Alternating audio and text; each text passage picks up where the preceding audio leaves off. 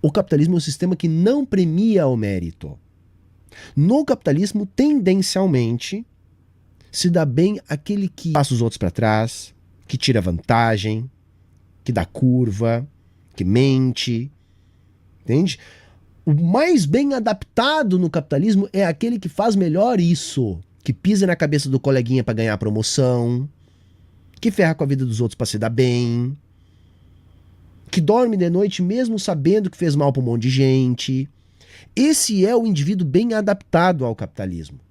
Se você pega, por exemplo, né, uma pessoa que ela escolheu pagar um preço, vamos colocar tudo num saco aqui, vamos colocar pagar um preço. Pagar um preço significa estudar, dormir menos, trabalhar final de semana, lidar com medo. Ah, eu tô com medo, eu vou com medo mesmo. Então, a pessoa que resolveu pagar o preço, resolveu se desenvolver nesse processo, ela se tornou um ser humano melhor do que o ser humano que não resolveu fazer isso. Essa pessoa teve que lidar com a preguiça. Preguiça é um pecado, uma doença espiritual. Essa pessoa precisou lidar com a soberba, com a arrogância. Porque ela... Adoro essa visão pequeno burguesa, né, do trabalho. Né? Tipo assim, ou eu vou me fuder trabalhando, né, pra ser alguém, ou eu vou ficar na preguiça. Saca? Isso aí é uma maneira de dizer que nunca foi pobre, entendeu? Mas se é pobre, fica na preguiça pra ver o que vai acontecer com você. Fica lá na preguiça pra ver. Se não tiver um amiguinho do papai, da mamãe pra arrumar um empreguinho bom, se não tiver papai e mamãe pagando colégio particular pra você já começar na frente dos outros, fica na preguiça pra ver o que vai acontecer. Tá ligado? Isso é muito pequeno burguês. Muito pequeno burguês. Entendeu? Porque a realidade geral é, você vai trabalhar desde muito cedo, porque senão você não vai comer. Entendeu? Então não tem esse papo de preguiça. Não dá tempo de ter preguiça. Entendeu? Não dá tempo de ter preguiça. Precisou ser humilde para aprender com a outra. Essa pessoa precisou lidar com a vaidade, porque ela precisou parar de, por exemplo, parar de comprar coisas para se mostrar para as pessoas, para começar a juntar capital para ela poder abrir um negocinho dela. Então, uma pessoa que escolheu o caminho de prosperar, essa pessoa se tornou um ser humano mais virtuoso. E uma vida virtuosa, uma vida onde você constrói virtudes dentro de você, constrói virtudes na tua alma, te torna um ser humano melhor. Melhor do que aquele que ficou. Eu não gosto desse tipo, porque isso aí me irrita muito. Eu vou tentar coringar menos, vai. Mas vamos lá. Porque esse papo, ele joga, né, o sucesso ou fracasso nas costas do indivíduo. Entendeu? Do tipo assim, se você é ferrado, a culpa é sua, porque você não fez isso, né, que o Barbinha aqui tá dizendo pra você fazer. Quando o geral faz isso. Entendeu? Geral faz isso. Entendeu? Quem pode se dar o luxo de não fazer é o pequeno burguês. Entendeu? Que se não fizer isso, não vai prosperar, seja lá o que isso significa, mas vai viver. Enquanto que geral, se não fizer, não vive, entendeu? Então é uma maneira muito vil, eu ia dizer um palavrão aqui, mas eu tô tentando não coringar, mas uma maneira muito vil de esconder que esse modo de produção não dá espaço para todo mundo, entendeu? E uns não vão conseguir viver bem mesmo, independente do que façam. E a maior parte daqueles que se dão, entre aspas, bem, não se dão bem por mérito próprio. Né? Se dão bem por herança, se dão bem por indicação, se dão bem por estelionato, se dão bem por roubo, se dão bem por apropriação indevida, se dão bem por exploração. Não é isso? Poucos, de fato, se dão bem, ou seja lá o que isso significa, por mérito. No capitalismo é assim. O capitalismo é um sistema que não premia o mérito.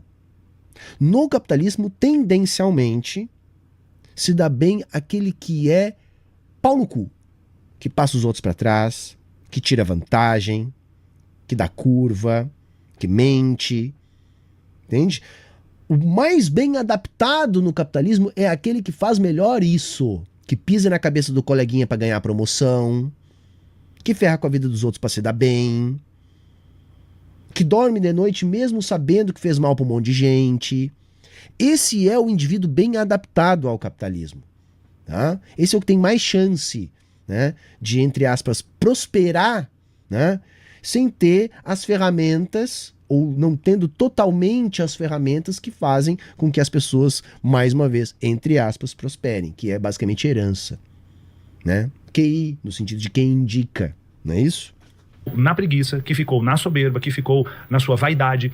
Então, um convite para que as pessoas enriqueçam e prosperem não é um convite para que a pessoa tenha porra mais de dinheiro para poder comprar uma Porsche ou para poder ir para Maldivas. Foda-se isso. É o processo da pessoa escolher fazer mais, melhor e ter o melhor, né? A ambição tem a ver com isso. A ambição tem a ver com eu quero ser melhor, eu quero fazer o melhor para ter o melhor. Quando a pessoa toma essa decisão, essa pessoa naturalmente vai ter que enfrentar o seu lado escuro, vai ter que desafiar a tua preguiça diariamente, vai ter que desafiar a tua soberba, porque se o cara é soberbo, ele não tem humildade para aprender com alguém.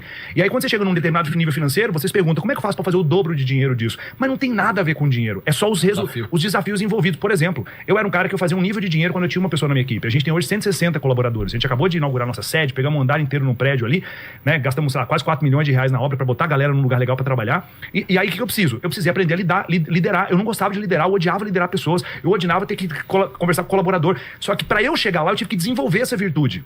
Essa paciência para conversar, essa amorosidade para conversar, essa dureza para conversar. Eu sempre fugi de conversas duras.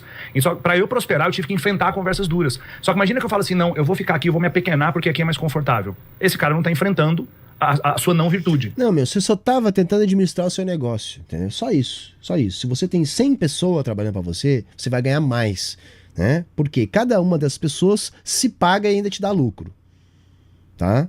Porque uma outra coisa que a galera tem que entender é o seguinte, quem paga o próprio salário é o trabalhador, entendeu? Se eu tenho um funcionário e eu tô pensando em botar 2, significa que com 2 eu vou ganhar mais do que com 1. Mas como? Se eu vou ter que pagar 2 salários antes eu pagava 1? Bom, porque cada um desses meus funcionários vai gerar valor que paga o seu próprio salário e paga ainda mais uma beira para mim.